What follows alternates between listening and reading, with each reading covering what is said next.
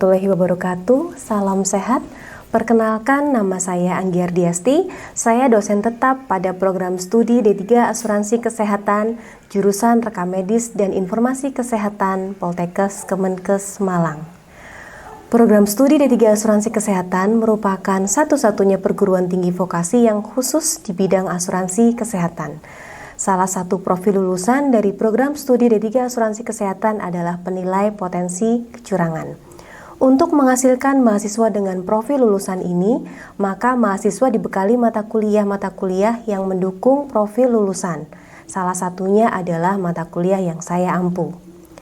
Pada program studi D3 Asuransi Kesehatan, saya mengampu beberapa mata kuliah, salah satunya adalah mata kuliah kecurangan dalam jaminan kesehatan. Pada kesempatan kali ini, saya akan menjelaskan strategi pembelajaran yang saya gunakan dengan teknik DIA, yaitu Delivery, Interaction, and Assessment pada mata kuliah kecurangan dalam jaminan kesehatan. Mata kuliah kecurangan dalam jaminan kesehatan diberikan bobot SKS sebesar 2 SKS yang terdiri dari 1 SKS teori dan 1 SKS praktek laboratorium. Kegiatan praktikum dilaksanakan di laboratorium klaim asuransi dan ujian praktikum dilaksanakan dengan melakukan identifikasi potensi kecurangan dalam jaminan kesehatan nasional menggunakan data klaim JKN. Selanjutnya saya akan menjelaskan tentang mata kuliah kecurangan dalam jaminan kesehatan yang terdiri dari deskripsi mata kuliah kecurangan dalam jaminan kesehatan, capaian pembelajaran mata kuliah, bahan kajian mata kuliah, dan metode yang digunakan dalam proses pembelajaran. Deskripsi mata kuliah kecurangan dalam jaminan kesehatan yaitu mata kuliah kecurangan dalam jaminan kesehatan ini membahas tentang konsep dasar fraud, penyebab terjadinya fraud, mengenali potensi fraud, mengetahui sistem pencegahan fraud, sampai mendeteksi dan menyusun laporan investigasi terhadap fraud pelayanan kesehatan sehingga dapat menerapkan pemikiran yang logis, kritis, inovatif, bermutu dan terukur sesuai hukum dan peraturan perundang-undangan yang berlaku. Capaian pembelajar lulusan yang dibebankan pada mata kuliah kecurangan dalam jaminan kesehatan ini adalah lulusan yang mampu menyusun rencana kerja, melakukan deteksi potensi kecurangan, dan membuat laporan deteksi potensi kecurangan atau fraud pada program jaminan sosial dan asuransi komersial, serta melakukan kegiatan budaya anti kecurangan secara akuntabel, dan monitoring serta evaluasi kinerja fasilitas kesehatan dengan kontrak asuransi secara tepat sesuai peraturan perundang-undangan yang berlaku berasaskan kejujuran. Adapun bahan kajian atau materi pokok yang diberikan selama 14 pertemuan yaitu yang pertama adalah konsep dasar fraud, yang kedua penyebab terjadinya fraud, yang ketiga pelaku fraud dan potensi fraud, yang keempat pencegahan fraud, yang kelima alur penyelesaian kecurangan sesuai Permenkes 16 tahun 2019 tentang pencegahan dan penanganan kecurangan serta penanganan sanksi administrasi terhadap kecurangan dalam pelaksanaan JKN. Yang keenam adalah pendeteksian fraud pada klaim asuransi. Yang ketujuh, deteksi kecurangan klaim asuransi dari fraud di pelayanan kesehatan. Yang kedelapan adalah cara lain dalam mendeteksi fraud asuransi. Yang kesembilan adalah perencanaan deteksi fraud. Yang kesepuluh, pelaporan deteksi fraud. Yang 11, kecurangan asuransi kesehatan. Yang 12, berpikir kritis dalam deteksi potensi kecurangan klaim asuransi. Dan selanjutnya adalah potensi kecurangan dalam klaim asuransi serta metode yang dipakai dalam mendeteksi kecurangan. Adapun kemampuan akhir yang diharapkan dari mata kuliah kecurangan dalam jaminan kesehatan ini adalah mahasiswa mampu menerapkan pemikiran logis, kritis, inovatif, bermutu, dan terukur sesuai hukum dan peraturan perundang-undangan yang berlaku dalam mengidentifikasi penyalahgunaan asuransi kesehatan pada pelayanan kesehatan dan memberikan contoh tentang fraud healthcare dalam asuransi secara tepat. Setelah mengetahui gambaran mata kuliah kecurangan dalam jaminan kesehatan yang saya ampu, selanjutnya saya akan menjelaskan tentang teknik pembelajaran dengan DIA. Yang pertama adalah delivery, bagaimana saya menyampaikan proses pembelajaran kepada mahasiswa. Sistem pembelajaran yang saya gunakan merupakan setting pembelajaran blended learning dengan menggunakan kuadran kelas, yaitu mengkombinasikan strategi pembelajaran sinkronus melalui tatap muka dan tatap maya, dan asinkronus untuk pembelajaran mandiri dan kolaboratif yang dapat menciptakan pengalaman belajar optimal bagi mahasiswa untuk mencapai capaian pembelajaran mata kuliah yang ditentukan. Tahapan dari sistem yang saya lakukan dengan pendekatan student-centered learning dalam setiap tatap muka.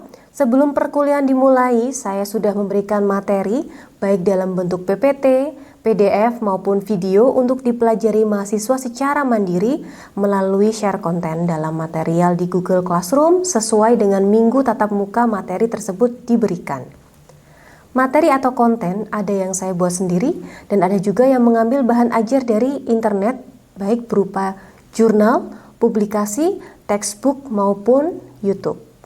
Referensi dari materi yang saya berikan merupakan hasil integrasi penelitian dan pengabdian kepada masyarakat, baik yang saya lakukan sendiri maupun hasil kolaborasi dengan rekan dosen dan mahasiswa. Mata kuliah kecurangan dalam jaminan kesehatan juga menggunakan problem-based learning sebagai salah satu bentuk student-centered learning, di mana output dari mata kuliah ini adalah mahasiswa dapat menghasilkan laporan deteksi potensi kecurangan dalam JKN.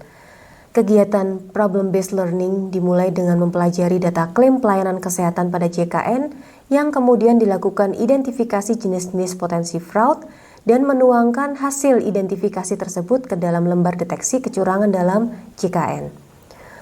Untuk kegiatan sinkronus dilakukan dengan pembelajaran teori selama 50 menit 1 SKS dengan menjelaskan dan mendiskusikan materi secara tatap muka langsung terjadwal dalam kelas. Sedangkan pembelajaran praktikum selama 1 kali 170 menit yaitu 1 SKS terdiri dari kegiatan dalam kelas dengan metode discovery learning yaitu menganalisis kasus, kegiatan simulasi di laboratorium klaim asuransi dengan metode contextual learning, kemudian pelaporan hasil deteksi kecurangan JKN dengan menggunakan metode problem-based learning yang berdasar pada problem atau permasalahan klaim-klaim JKN yang terindikasi adanya potensi kecurangan. Selanjutnya yang kedua adalah teknik pembelajaran interaction. Bagaimana proses interaksi dalam pembelajaran yang saya lakukan, baik interaksi antara dosen dengan mahasiswa maupun interaksi antar mahasiswa. Setting pembelajaran yang saya lakukan dengan kuadran kelas baik sinkronus dan asinkronus, yaitu model-model pendekatan student-centered learning yang saya gunakan dalam mata kuliah kecurangan dalam jaminan kesehatan, melibatkan interaksi antara dosen mahasiswa dan antar mahasiswa, yaitu pada penerapan dalam pembelajaran teori. Setelah mahasiswa secara aktif mempelajari, memahami, dan mendalami bahan material yang telah diberikan, maka dilakukan diskusi yang melibatkan interaksi dosen dan mahasiswa melalui diskusi dan tanya jawab secara aktif pada penekanan subtopik utama yang didiskusikan dalam kelas. Penugasan yang saya berikan di LMS juga selalu saya beri feedback agar proses interaksi dengan mahasiswa tetap terjaga. Interaksi selanjutnya adalah problem-based learning di mana dilakukan analisis secara mandiri. Kegiatan ini dimulai dengan mempelajari data klaim pelayanan kesehatan pada Jaminan Kesehatan Nasional yang kemudian dilakukan identifikasi jenis-jenis potensi fraud dan menuangkan hasil identifikasi tersebut ke dalam lembar deteksi kecurangan dalam JKN. Pada saat analisis, terjadi interaksi antar mahasiswa dan dosen, dan saya bertindak sebagai fasilitator yang memberikan masukan terkait hasil analisis dari laporan yang sudah dibuat. Interaksi juga terjadi dengan PLP yang mendampingi mahasiswa saat pembuatan laporan deteksi potensi fraud JKN. Sebagai fasilitator, saya juga memberikan contoh kasus atau masalah yang real terjadi di lapangan. Contoh-contoh kasus berasal dari studi kasus saat PKL maupun dari hasil penelitian dan pengabdian masyarakat.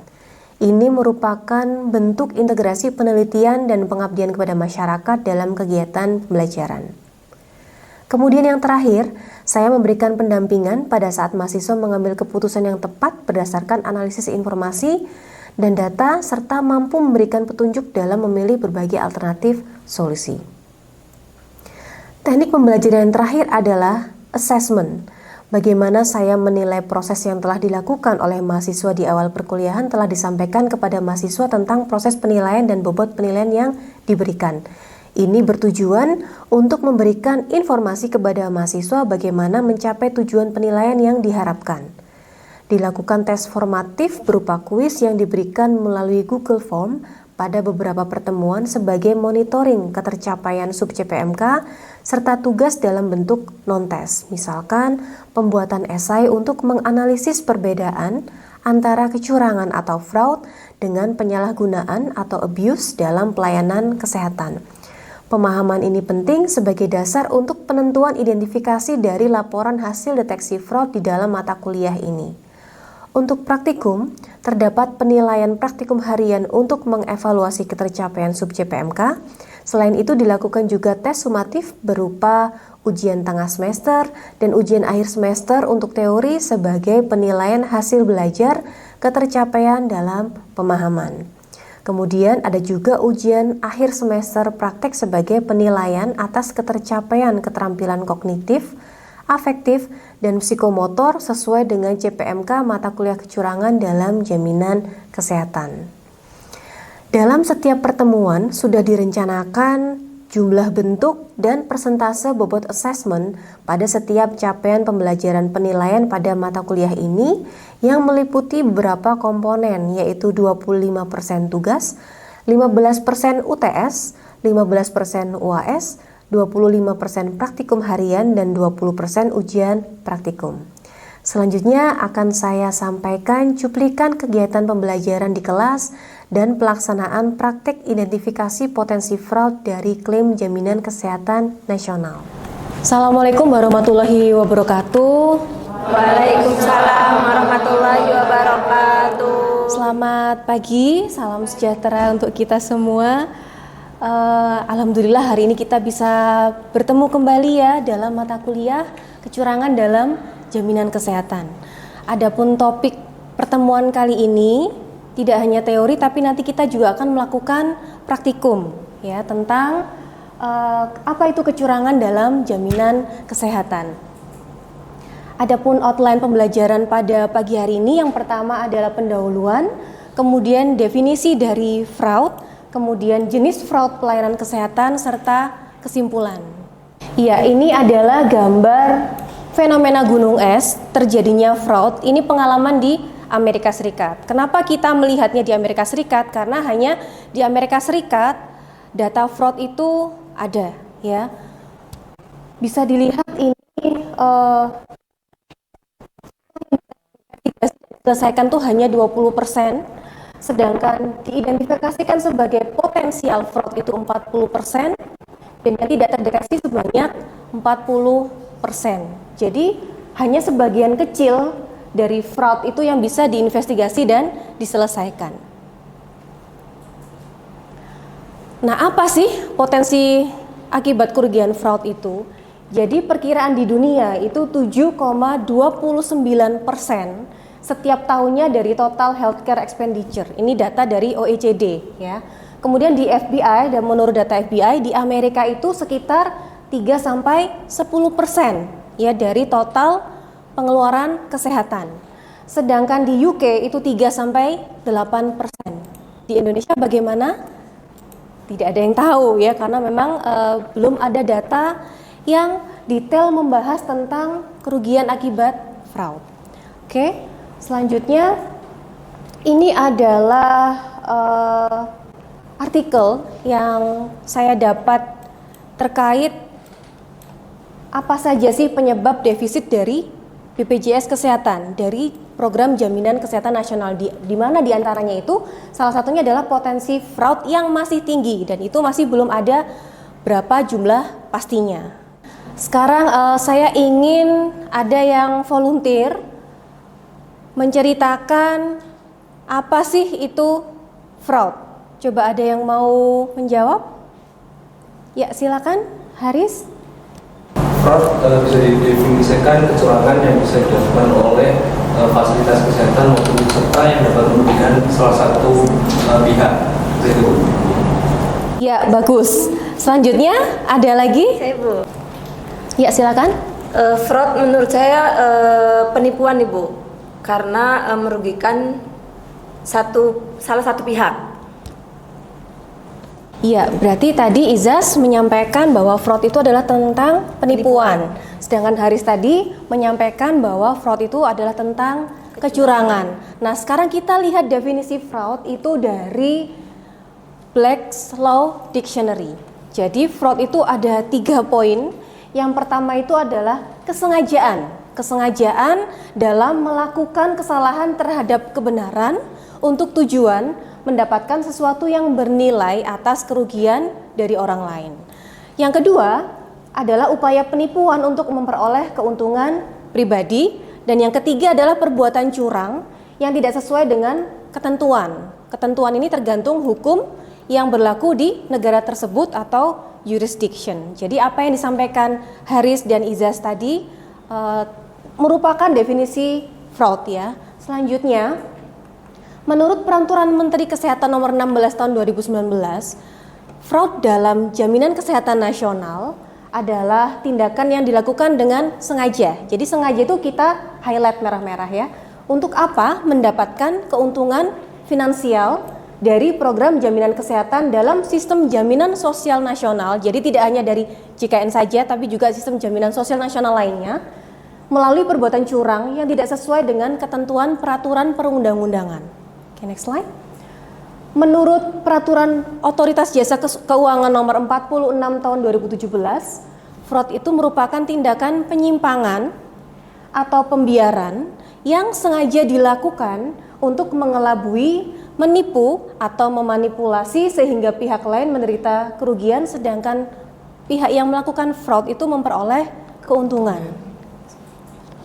Nah, menurut National Association of Insurance Commissioner, fraud itu yang dilakukan dalam transaksi dalam kegiatan asuransi, ya tidak hanya di pelayanan kesehatan tapi juga di asuransi, termasuk secara sadar dan sengaja memalsukan informasi mengenai aplikasi pengajuan asuransinya, kemudian besaran premi, pembayaran premi, penerbitan dokumen, klaim, pemulihan kembali keanggotaan asuransi, atau pembayaran manfaat yang berhubungan dengan polis asuransi. Nah, sekarang fraud dalam pelayanan kesehatan definisinya adalah segala bentuk kecurangan, ya.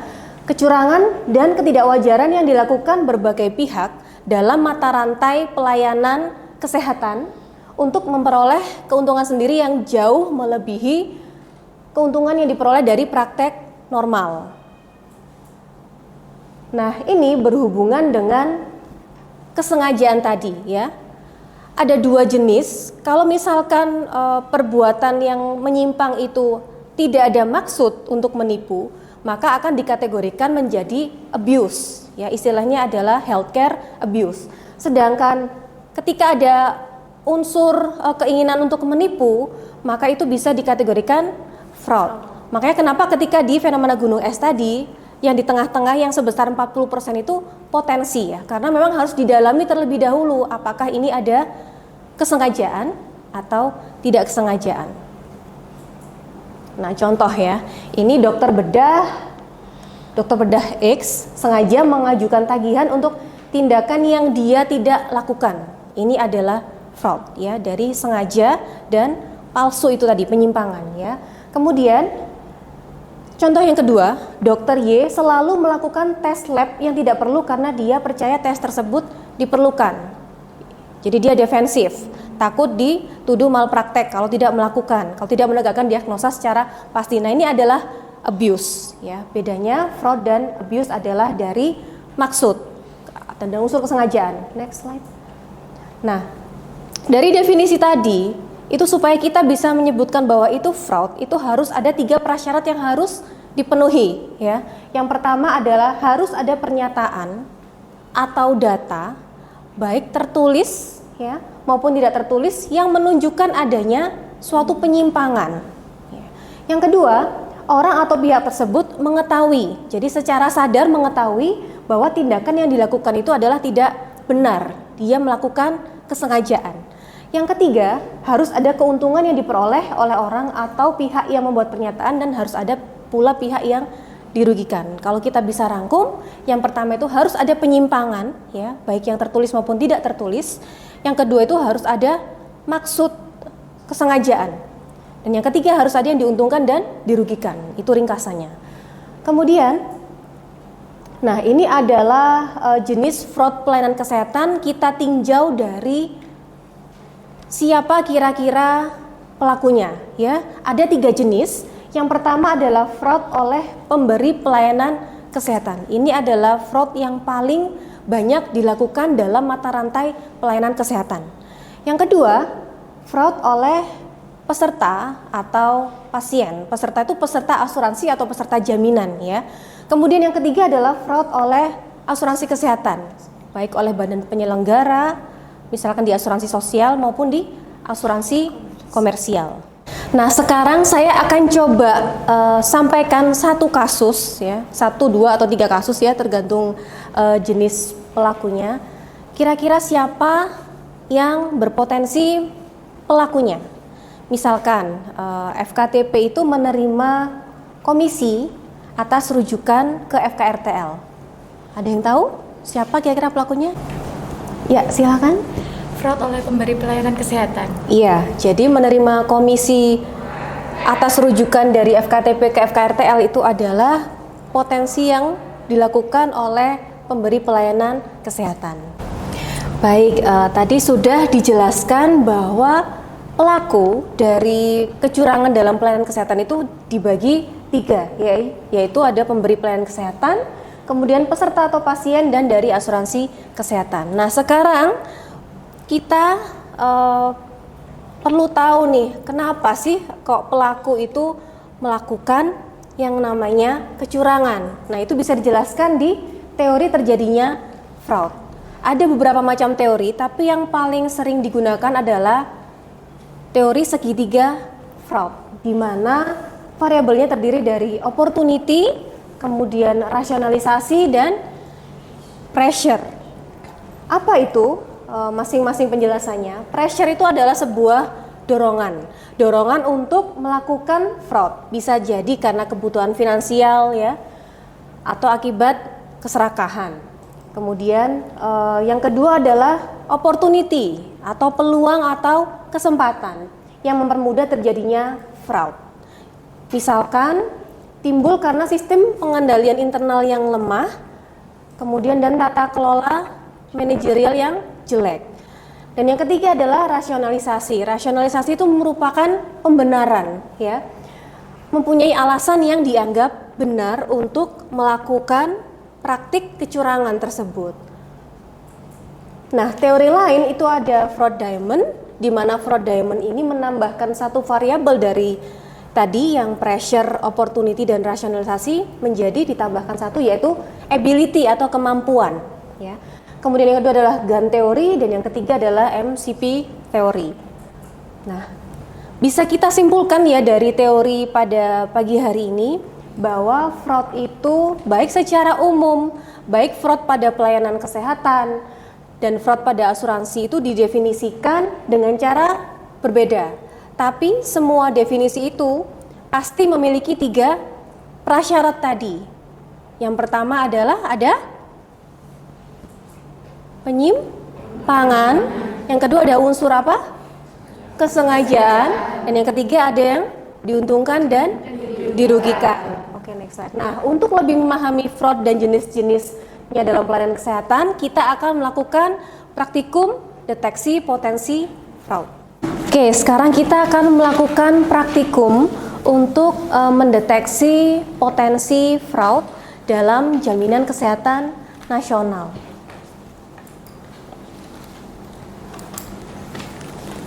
Nah, sebelum kita masuk ke dalam praktikum, saya akan merefresh ya, apa saja sih potensi-potensi fraud yang ada di fasilitas kesehatan rujukan tingkat lanjut. Yang pertama adalah upcoding.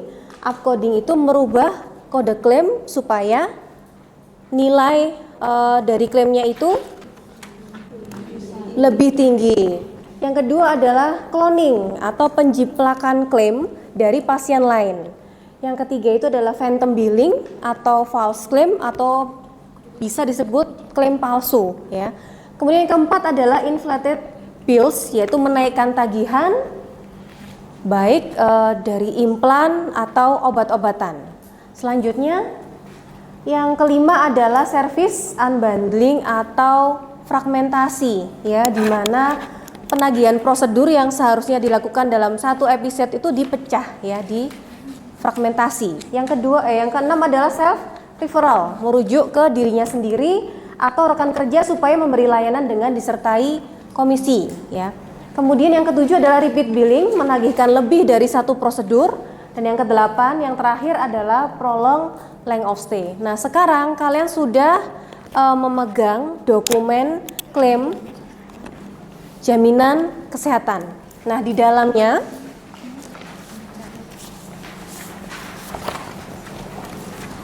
ada standar operasional prosedur sesuai dengan modul yang sudah saya upload di GC, yaitu tata cara dalam melakukan deteksi fraud pelayanan kesehatan. Jadi deteksi fraud pelayanan kesehatan ini adalah kegiatan dalam rangka mengidentifikasi dan menemukan potensi. Kenapa saya bilang potensi? Karena terkait dengan kesengajaan tadi ya. Kita tidak bisa ngejudge itu langsung fraud, tapi memang harus kita gali lagi apa itu pressure-nya ya dari pelaku. Nah, sekarang di hadapan kalian ini ada dokumen klaim, kemudian ada lembar kerja, di mana lembar kerjanya itu silahkan kalian isi ya, mulai dari nomor, kemudian nomor SEP ya, kemudian kode diagnosa baik utama ataupun sekunder, jenis potensi fraud dan keterangan. Nah, keterangan ini kalian isi penjelasan dari potensi fraud yang kalian pilih. Nah, sekarang silahkan dilihat dokumennya. 10 menit lagi saya akan keliling ya untuk melihat hasil deteksi potensi fraud kalian. Sekarang coba saya lihat Nurul, hasil praktikmu. Kamu menemukan apa? Potensi apa? Upcoding. Ya, kenapa alasannya upcoding? Karena dengan kode diagnosa yang sama tetapi nominal tagihannya berbeda. Berbeda, lebih tinggi atau lebih rendah? Lebih tinggi. Lebih tinggi ya. Jadi di kasusnya Nurul itu mendapatkan potensi upcoding ya, di mana ada peningkatan biaya padahal dengan kode yang sama. Ya, ada lagi yang menemukan potensinya? Putri, apa yang ditemukan Putri? Cloning, Ibu. Cloning. Apa disebut cloning, Putri? Pasiennya sama melakukan persalinan kurang dari 1 tahun, itu tidak mungkin. Tidak mungkin persalinan dilakukan dalam 1 tahun ya. Iya. Ini dilakukan bulan Januari persalinan pertama, persalinan kedua dilakukan bulan Juli. Dan itu kamu curiga ini potensi cloning. Ya, bagus. Dari hasil praktikum kali ini, ada yang masih kesulitan dalam menentukan potensi kecurangan dalam jaminan kesehatan? Tidak ada. Baik, kalau begitu kita bisa akhiri. Silahkan untuk kasus-kasus yang lain di-upload di penugasan dalam Google Classroom-nya masing-masing. Sampai ketemu lagi di praktikum selanjutnya. Terima kasih. Wassalamualaikum warahmatullahi wabarakatuh. Waalaikumsalam warahmatullahi wabarakatuh. Demikianlah pemaparan saya terkait pembelajaran mata kuliah kecurangan dalam jaminan kesehatan. Terima kasih. Wassalamualaikum warahmatullahi wabarakatuh.